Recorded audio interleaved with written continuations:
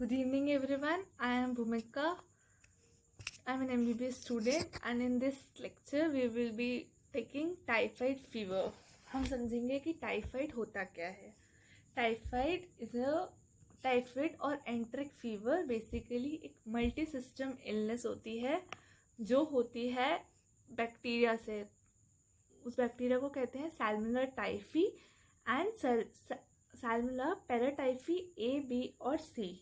तो हम इस पिक्चर में जैसे देख सकते हैं कि जो मेन पॉजिटिव सिम्टम रहता है इस डिसीज़ का वो होता है fever. The child is suffering from high grade fever. ये क्यों होता है टाइफाइड? ये बेसिकली ऑर्गेनिज्म कराता है. उस ऑर्गेनिज्म का नाम रहता है Salmonella typhi and Salmonella paratyphi A, B and C. ठीक है. अब सैल्मोनेला एक होता क्या है, मतलब it is a gram negative bacteria. Salmonella is अगर हम ग्राम स्टेनिंग पे करेंगे तो ये ग्राम नेगेटिव स्टेन करेगा और ये बिलोंग करता है फैमिली एंटेरोबैक्टीरियेसी. ठीक है. जैसे कि हम ये बैक्टीरिया देख पा रहे हैं इस फिगर में, तो ये क्या होता है, ग्राम नेगेटिव स्टेन है. सबसे पहली बात तो वो पिंक कलर का स्टेन दिखाया हुआ है उसने. उसके अलावा ये पेरीट्राइकस फ्लैजिला है, मतलब ये बैक्टीरिया है all around the body it is having peritrichous flagella. पूरे सराउंडिंग में फ्लैजिला से ये सराउंडेड है. ठीक है. तो ये है कौन सा bacteria? Salmonella typhi and Salmonella paratyphi A, B and C. ठीक है. अब सैल्मोनेला जो ग्रुप होता है उसमें बेसिकली दो सब ग्रुप्स आते हैं. दैट इज टाइफाइडल सैल्मोनेला जो कि टाइफाइड फीवर कॉज कराता है, और दूसरा होता है नॉन टाइफाइडल सैल्मोनेला. ठीक है. अब जो सैल्मोनेला रहता है उसकी दो स्पीशीज रहती है मेनली. ये सैल्मोनेला है. ठीक है. सैल्मोनेला इसकी दो स्पीशीज है. एक है सैल्मोनेला बंगोरी और दूसरी है सैल्मोनेला एंटेरिका. जो सैल्मोनेला एंटेरिका रहता है, एंटरस मतलब इंटेस्टाइन, वो इन्फेक्शन कराता है ह्यूमंस में. तो बेसिकली इसमें 6 स्पीशीज आते हैं किसमें? सैल्मोनेला एंटेरिका में. तो ह्यूमन इन्फेक्शन कराते हैं. That is also having further more than 3000 सेरोटाइप्स. इसमें 3000 से ज़्यादा सेरोटाइप्स रहते हैं. अगर मैं इस स्पीशीज़ का नॉमेनक्लेचर करूँगी तो जो सैल्मोनेला है ना वो उसकी स्पीशीज़ आएगी. जो उसकी सब स्पीशीज़ होगी वो होगी एंटेरिका, और टाइफी जो रहेगी ना वो उसका सेरोटाइप रहेगा. ठीक है. अब इसको हम एक फ्लो चार्ट से भी समझ सकते हैं. जैसे कि सैल्मोनेला है, सैल्मोनेला स्पीशीज़ है तो उसमें दो सब स्पीशीज़ होती है, एक सैल्मोनेला बंगोरी, एक सैल्मोनेला एंटेरिका. सैल्मोनेला एंटेरिका की टोटल 6 सब स्पीशीज़ फाउंड हुई है. उसको फिर फर्दर डिवाइड करेंगे. एक होती है टाइफाइडल सैल्मोनेला जो कि ह्यूमंस में होता है, और एक नॉन टाइफाइडल जो कि ह्यूमंस और एनिमल्स में होता है. अब जो टाइफाइडल सैल्मोनेला रहता है उसमें वो कराता है टाइफाइड फीवर या पैराटाइफाइड फीवर. अब टाइफाइड फीवर किससे होता है? सैल्मोनेला टाइफी से. और पैराटाइफाइड फीवर होता है Salmonella paratyphi A, Salmonella paratyphi B and Salmonella paratyphi C. और जो नॉन टाइफाइडल सैल्मोनेला रहता है वो रिस्पॉन्सिबल रहता है for the gastroenteritis and extra intestinal manifestations. ठीक है. अब हम इसका वो देखेंगे सेरोटाइपिंग की. जो कॉफमैन था पहले, उसने जो सैल्मोनेला की स्पीशीज़ को ना एंटीजन के हिसाब से कुछ क्लासिफिकेशन में कर दिया. तो इसमें एंटीजन हो गए जैसे HAG, H antigen that is flagellar antigen. उसने फ्लैजिला के बेस पे उसको डिवाइड कर दिया. तो उसको जो एंटीजन फ्लैजिला में प्रेजेंट था उसको बोलते हैं H एंटीजन. जो एंटीजन सोमा में प्रेजेंट था उसको बोलते हैं सोमैटिक एंटीजन. और जो एंटीजन कैप्स्यूल में प्रेजेंट था उसका नाम रख दिया VI एंटीजन. तो फ्लैजिलर का हो गया H एंटीजन, सोमैटिक एंटीजन का हो गया O एंटीजन, और कैप्सुलर का हो गया VI एंटीजन.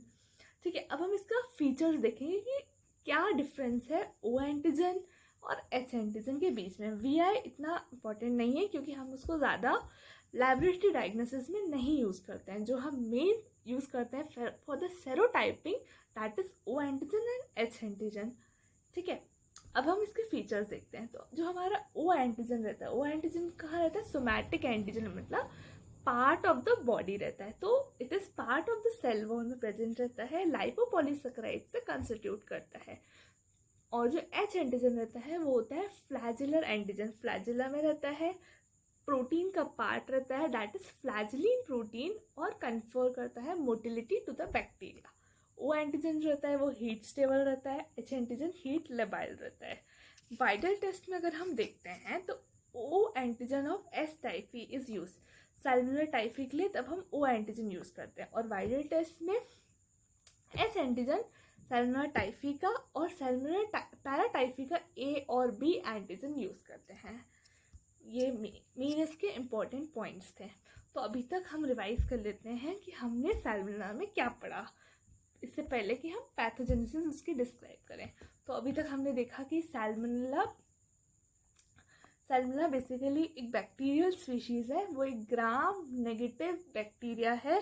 सैल्मोनेला के दो टाइप होते हैं, salmonella typhi and Salmonella paratyphi A B और सी, जो कराते हैं टाइफाइड फीवर। ठीक है, तो ये ग्राम नेगेटिव बैक्टीरिया हो गए, फैमिली एंटेरोबैक्टीरियेसी को बिलोंग करता है। ये पेरीट्राइकस फ्लैजिला है, all around the body flagella present है। इसके दो स्पीशीज होते हैं, टाइफाइडल सैल्मोनेला, नॉन टाइफाइडल सैल्मोनेला। फिर हमने स्पीशीज वगैरह पढ़ी है, इतना नहीं है। उसके बाद हमने इसकी सेरोटाइपिंग देखी, वो इम्पोर्टेंट थी। तो HAG फ्लैजिलर एंटीजन रहता है, OAG सोमैटिक एंटीजन रहता है, और VIAG कैप्सुलर एंटीजन रहता है।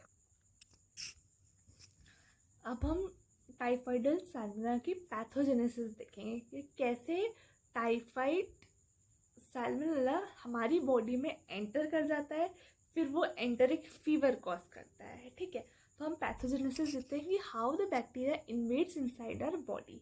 तो सबसे पहले हम देखेंगे कि वो आया कैसे। तो उसका मोड ऑफ द ट्रांसमिशन रहता है that is basically through the oral route, through the injection of contaminated food and water. जब भी हम कंटैमिनेटेड बाहर का खाना और वाटर इनटेक करते हैं तो ये ओरल रूट के थ्रू हमारे बॉडी में आ जाता है। तो सबसे पहले जब ये एंटर करता है then it enters through the epithelial cells that is basically M cells. तो फिर सैल्मोनेला आया, उसने ट्रिगर करा formation of ruffles inside the body, ताकि बैक्टीरिया अडहेरेंट हो पाए इनसाइड दीज वेसिकल्स। वेसिकल्स जैसा बनाने लगता है तो बैक्टीरिया आके से स्टिक हो जाता है through the M cells. The process of uptake, इसको ताकि इस प्रोसेस को जो इसने किया आकर अडहेर हुआ बैक्टीरिया, रफल्स का फॉर्मेशन हुआ, इसको बोलते हैं बैक्टीरिया मीडिएटेड एंडोसाइटोसिस। बैक्टीरिया ने मीडिएट करा अंदर आने का प्रोसेस, एंडोसाइटोसिस। फिर उसके बाद वो एंटर कर गया इनसाइड द मैक्रोफेज के अंदर। तो एस टाइफी ने उसके सरफेस में कुछ अल्टर करा ताकि मैक्रोफेज उस पर अटैक न कर सके और वो ससेप्टेबल नहीं हो सके lysosomal enzyme of the macrophage का। तो उसने कुछ अल्टर किया उसके सरफेस पे ताकि उसका इफेक्ट ना हो पाए, बॉडी बैक्टीरिया पे अटैक ना कर सके। फिर क्या हुआ, प्राइमरी बैक्टीरिया में बैक्टीरेमिया हुआ। तो Salmonella inside the macrophage spread via lymphatic, lymph से स्प्रेड होता है और फिर वो जाता है ब्लड स्ट्रीम में। और फिर वो स्प्रेड हुआ कहाँ पे, रेटिकुलो एंडोथेलियल टिश्यू, मतलब कि स्प्लीन, लिम्फ नोड, इन सब में। फिर सेकेंडरी बैक्टीरिया हुआ तो और फर्दर उसमें ऑर्गेन्स में वो ट्रांसमिट हुआ। अब हम इसका एक छोटा सा फ्लो चार्ट देखेंगे।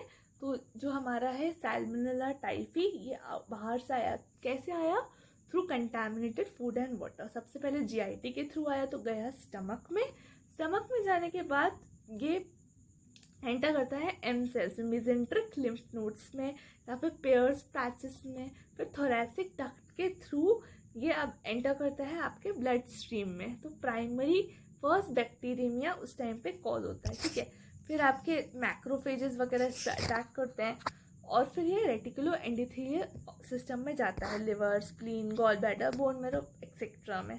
फिर होता है इसकी सेकेंड स्टेज आती है दैट इज सेकेंड बैक्टीरिया में। और उसके बाद फिर वो बैक्टीरिया कुछ फीसेस वगैरह में निकल जाता है, कुछ यूरिन के थ्रू भी निकलता है बैक्टीरिया। जो किडनी में आता है वो यूरिन के थ्रू, और लिवर और गॉल ब्लैडर में वो फीसेस के थ्रू। फिर बाद में और मोड ऑफ ट्रांसमिशन बन जाता है। तो ये हमने अभी तक जो देखा, ये थी इसकी पैथोजेनेसिस, कैसे वो बॉडी में इन्वेट किया, कहाँ कहाँ रहा, फिर उसने कहाँ ट्रैवल किया, फिर फाइनली कौन से ऑर्गन से इसमें इफेक्ट किया। ठीक है, अब हम क्लिनिकल फीचर्स देखते हैं कि होता क्या है जब सैल्मोनेला हमारी बॉडी में अटैक करता है। तो हमें एक फीवर होता है, उसको बोलते हैं एंट्रिक फीवर या फिर टाइफाइड फीवर। बेसिकली मोस्ट जो कॉमन सिम्टम है या फिर मोस्ट इम्पॉर्टेंट सिम्टम है दैट इज फीवर। तो जो फीवर होता है वो इरेगुलर होता है, इरेगुलर इन द सेंस कि एक स्टेप लैडर पैटर्न का फीवर होता है। तो फीवर क्या होता है, ग्रेजुअली राइज करता है विद एवरी स्पाइक और फिर फॉल डाउन करता है, बट नॉर्मल कभी टच नहीं करता। बैक्टीरिया राइज करेगा, फिर एक कांस्टेंट लेवल पे बना रहेगा थोड़े टाइम तक, नॉर्मल नहीं आएगा बट कांस्टेंट लेवल पे, फिर से राइज करेगा, फिर कांस्टेंट लेवल पे, फिर से राइज करेगा, फिर कांस्टेंट लेवल पे। तो एक टाइप का ऐसा राइज करा कांस्टेंट लेवल पे रहा, फिर राइज करा, फिर कांस्टेंट लेवल पे, नीचे नहीं आएगा, फिर राइज करेगा, फिर कांस्टेंट। तो एक टाइप का एक स्टेप लैडर पैटर्न इसमें फॉर्म हो रहा है, इसलिए इस जो फीवर बोलते हैं इसको स्टेप लैडर पैटर्न फीवर कहते हैं। ठीक है, ये इसका मेन इंपॉर्टेंट साइन है। ठीक है, इसके अलावा और सिम्टम्स जो आते हैं वो होता है हेडेक होता है, एब्डोमेन में पेन ऑफकोर्स हो गया, एंट्रिक में आ रहा है, nausea and vomiting, loss of appetite, anorexia, भूख ना लगना, मसल में पेन होना, माइल्जिया, टायर्डनेस और फीवर वगैरह। इसके अलावा rashes are seen, these rashes are known as rose spots. जैसे कि हम इस फिगर में देख सकते हैं, person is suffering from rashes, देखो छोटे छोटे छोटे हो गए, इसको रोज स्पॉट्स हो रहे हैं। ठीक है, अब ये एक समराइज्ड पिक्चर है of the Salmonella which cause typhoid fever. ठीक है, it is called typhoid fever. ये जो है बैक्टीरिया है इसको सैल्मोनेला बोलते हैं, इसे पेरिट्राइकस फ्लैजिला है।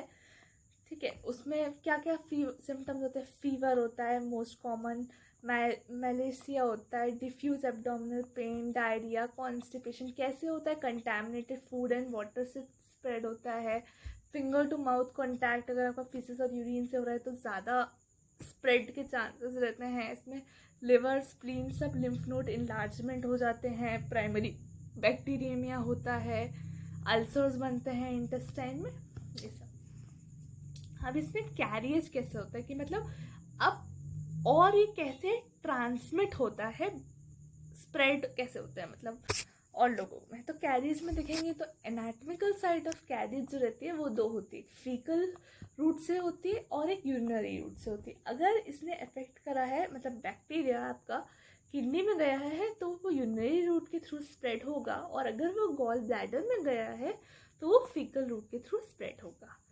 और ड्यूरेशन ऑफ कैरियज के हिसाब से भी इसने 3 बार उसको डिवाइड करा हुआ है। एक होता है convalescent, that is up to 3 months, temporary मतलब कितने टाइम तक आपने उसको कैरी करा हुआ है, 2 to 12 months, and chronic more than 1 year after clinical cure. Cure के बाद भी आप उसके कैरियर हो, अभी तक आपकी बॉडी में कुछ बैक्टीरिया प्रेजेंट है, that means you are suffering from a chronic disorder. अब हम इसका लैब डायग्नोसिस देखेंगे। तो हम लैब डायग्नोसिस में हम देखेंगे कि मतलब लैब में डिटेक्ट करेंगे कि हमारे ब्लड में प्रेजेंट है ये वाला बैक्टीरिया सैल्मोनेला कि नहीं है। ठीक है, तो इसका लैब डायग्नोसिस का सबसे मेन इंपॉर्टेंट मेथड होता है, सबसे पहले शुरू करते हैं स्पेसिमेन कलेक्शन से। तो अगर फर्स्ट वीक में अगर आपने सस्पेक्ट किया है कि आपको टाइफाइड फीवर हुआ है तो हम ब्लड कल्चर लेंगे या फिर बोन कल्चर लेंगे। सेकेंड वीक में बेस्ट स्पेसिमेन होता है serum specimen for serology is done, and third week में urine and stool culture is done. फिर उसके बाद हम कल्चर एंड आइडेंटिफिकेशन करेंगे। तो कैसे करेंगे, ब्लड कल्चर बॉटल्स में 8 to 10 ml ऑफ ब्लड लेंगे। उसके बाद हमें ब्लड कल्चर करना है, ब्लड में हमें देखना है कि वो प्रेजेंट है कि नहीं। तो हमने ब्लड की बॉटल ली जो कि 8 to 10 ml ली, फिर उसमें ब्लड हार्ट इन्फ्यूजन ब्रोथ या फिर ऑटोमेटिक बॉटल्स वगैरह आती है, हमने उसमें ब्लड को कलेक्ट करा। ठीक है, फिर हमने उसको सब कल्चर करा कि इसमें ब्लड अगार में और मैकोंकी अगार में। तो हम उसमें जो ऑब्जर्व करेंगे वो कॉलोनीज बन रही है, किसकी, सैल्मोनेला की कॉलोनीज बनती है। ब्लड अगार में हेमोलिसिस तो नहीं हो रहा, नॉन हेमोलिटिक कॉलोनी बन रही है, बट मैकॉनकी अगार में round non lactose fermenting colonies बनती हैं। ठीक है, तो हमने सबसे पहले ब्लड कल्चर किया, ब्लड में हमने ब्लड सैंपल कलेक्ट किया, फिर हमने उसको BHI ब्रॉथ में लिया, फिर हमने उसको सब कल्चर किया। किस में सब कल्चर किया, मैकॉनकी अगार में और ब्लड अगार में। ब्लड अगार में हमने क्या देखा, नॉन हेमोलिटिक कॉलोनीज बन रही हैं, और मैकॉनकी अगार में क्या बन रही है, round non lactose fermenting colonies बन रही हैं। तो ये हमने किया ब्लड कल्चर, जो मोस्टली हम करते हैं फर्स्ट वीक में। इसके अलावा हम और क्या कर सकते हैं, स्टूल और यूरिन कल्चर। तो स्टूल कल्चर में वो 3rd वीक या फिर 4th वीक ऑफ इलनेस में किया जाता है। कल्चर के लिए हमें एनरिचमेंट मीडियम चाहिए होता है। ठीक है, एनरिचमेंट मीडियम मतलब स्पेशल, जो जिस मीडियम में न्यूट्रिएंट्स रिक्वायर्ड रहते हैं। तो हम एनरिचमेंट मीडियम यूज़ करेंगे, जैसे कि सेलेनाइट F ब्रॉथ, और या फिर सेलेक्टिव मीडिया यूज़ कर सकते हैं, DCA डीऑक्सीकोलेट सिट्रेट अगार। ठीक है, तो अब हम देखते हैं इसमें क्या होता है। या तो हम सेलेक्टिव मीडिया में DCA मीडियम यूज़ करते हैं या फिर XLD मीडियम यूज़ करते हैं। अगर हम DCA मीडियम यूज़ कर रहे हैं तो हम उसमें क्या देखते हैं, पेल कॉलोनीज बनती हैं विद ब्लैक सेंटर। ठीक है, और XLD मीडियम में red colonies with black centre. देखो ये जो हमारा मीडियम है ये XLD मीडियम है, ये XLD मीडियम है, XLD मीडियम, जिसमें हम ब्लैक कॉलोनीज देख सकते हैं रेड कलर के मीडियम में। और ये जो हमारा है ये DCA अगार है, सैल्मोनेला स्पीशीज़ में पेल कॉलोनीज देख सकते हैं हम। ठीक है, इसके बाद हम और डिस्कस करते हैं जो कि आइडेंटिफिकेशन है। तो आइडेंटिफिकेशन को के मेथड होते हैं, जैसे मार्ली-टॉफ या फिर वाइटेक है। कैटालिस पॉजिटिव टेस्ट देता है बट ऑक्सीडेज नेगेटिव देता है। इंडोल, सिट्रेट और यूरियस में तीनों में ही नेगेटिव टेस्ट देता है।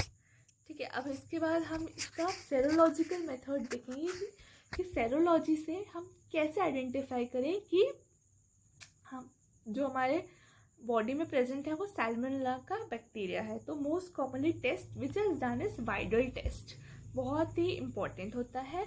ये ब्लड टेस्ट होता है जो कि यूज़ करते हैं हम diagnosis of typhoid fever cause by Salmonella enteric typhi. ये हमारा वाइडल टेस्ट का। ठीक है, अब वाइडल टेस्ट में क्या होता है, वाइडल टेस्ट क्यों कैसे किया जाता है हम वो देखेंगे अभी। तो सेरोलॉजी के बेस पे किया जाता है, मतलब एंटीजन एंटीबॉडी की डिटेक्शन पे वाइडल टेस्ट किया जाता है। तो detection of serum antibodies in patient में डेफिनेटली एंटीजन अगर बाहर से आया होगा तो एंटीबॉडीज तो डेवलप किया होगा, है ना। तो हम वही एंटीबॉडीज को डिटेक्ट करते हैं पेशेंट के सैंपल में। तो एंटीबॉडीज डिटेक्ट करते हैं सेरम अगेंस्ट एंटीजन के अगेंस्ट जो एंटीबॉडीज बनी है of Salmonella typhi and Salmonella paratyphi. तो हम इसमें कौन कौन से एंटीजन तो हम बाहर से डालेंगे। हमने ब्लड सैंपल कलेक्ट किया, बॉडी में तो एंटीबॉडी बनी होगी, बट हम बाहर से एंटीजन डालेंगे तो एंटीजन और एंटीबॉडी का रिएक्शन होगा, तो उसकी वजह से चॉकी क्लम्प्स वगैरह डेवलप होंगे। तो अब हम देखते हैं कि हम कौन सा एंटीजन यूज़ कर रहे हैं बाहर से। तो हमने एक पढ़ा था कि एक था H एंटीजन जो कि फ्लैजेलर वाला था, और एक था O एंटीजन जो कि सोमैटिक वाला था। तो हम O एंटीजन यूज़ करते हैं किसका, सैल्मोनेला टाइफी का। H एंटीजन यूज़ करते हैं सैल्मोनेला टाइफी का। ठीक है, फ्लैजेलर और एक सोमैटिक। और हम S पैराटाइफी के लिए भी H एंटीजन फ्लैजेलर वाला यूज़ करते हैं, बट उसका नाम होता है फिर AH। और S पैराटाइफी का B एंटीजन यूज़ करते हैं, उसका नाम हम दे देते हैं BH। ठीक है, अब देखो प्रोसीजर क्या करेंगे, हम डाइल्यूट करेंगे। ठीक है, एंटीजन और एंटीबॉडी की रिएक्शन कराएंगे। हम बाहर से ब्लड सैंपल में ऑलरेडी एंटीबॉडीज प्रेजेंट होंगी, अगर सैल्मोनेला बॉडी में प्रेजेंट होगा कि बॉडीज ने एंटीबॉडी बनाई होंगी, और हम बाहर से क्या डाल रहे हैं, एंटीजन डाल रहे हैं। अगर वही एंटीजन की एंटीबॉडी प्रेजेंट हुई तो डेफिनेटली उनके बीच में एग्लूटिनेशन होगा, मतलब रिएक्शन होगी, तो हम वही आइडेंटिफाई करेंगे। तो देखो डाइल्यूशन कर दिया, तो अगर O की एंटीबॉडी रिएक्ट करेगी O के एंटीजन से सोमैटिक की, तो ग्रैनुलर चॉकी क्लम्प्स मिलेंगे। और अगर फ्लैजिलर एंटीजन फ्लैजिलर एंटीबॉडी से रिएक्ट करेंगे तो हमें फ्लफी एग्लूटिनेशन मिलेगा। पर हम इसमें एक सिग्निफिकेंट टाइटर मानते हैं जो कि मोर देन 80 होता है सोमैटिक के लिए और मोर देन 160 होता है फ्लैजिलर। तो OBC एक सिग्निफिकेंट टाइटर है। मतलब अगर हमारा O एंटीबॉडीज डिटेक्ट हो गई तो मतलब ये बताता है कि अभी अभी ये इन्फेक्शन हुआ है, that is it is a case of recent infection. और अगर फ्लैजिलर एंटीजन प्रेजेंट है तो बताता है कि ये बताता है कि कौन सा सीरोटाइप है। सीरोटाइप मतलब सैल्मोनेला टाइफी है कि सैल्मोनेला पैराटाइफी है। मतलब O आएगा तो मतलब इन्फेक्शन है, बट H में अगर उसने बता दिया कि केवल H है या फिर HA है, HA है तो मतलब सैल्मोनेला पैराटाइफी A, और HB है तो सैल्मोनेला पैराटाइफी B, और केवल अगर H आया फ्लैजिलर में तो सैल्मोनेला टाइफी। ठीक है, तो देखो ये सेरम है। सेरम ये देखो मेरे ब्लड की देखो बॉटल है, इसमें मैंने क्या करा, इसमें मैंने केवल सेरम सेरम सेरम डाला।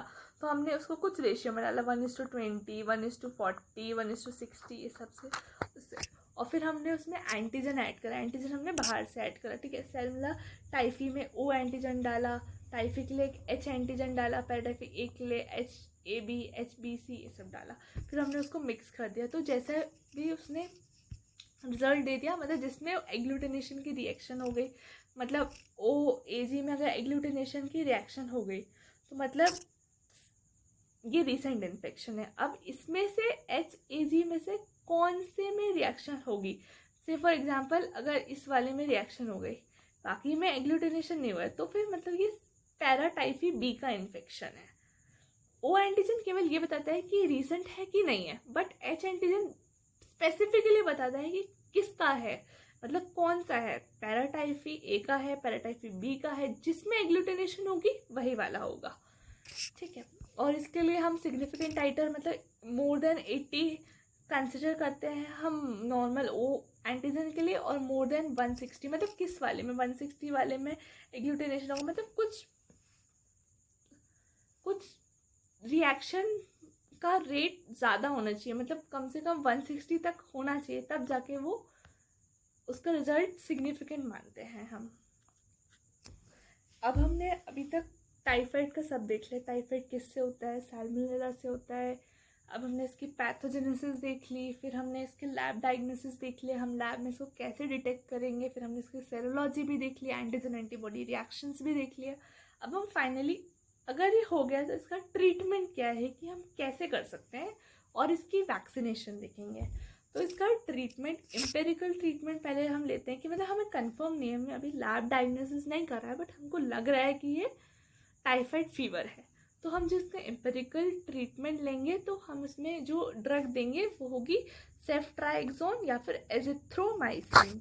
और फुल ड्रग ससेप्टेबिलिटी में मतलब हमें अब लग रहा है कि हाँ अब कंफर्म केस है, it is a case of typhoid, तो हम देंगे जो ड्रग होगी वो सिप्रोफ्लॉक्सासिन, एजोमाइसिलिन, क्लोरामफेनिकोल या सोट्रीमोक्सेलोल।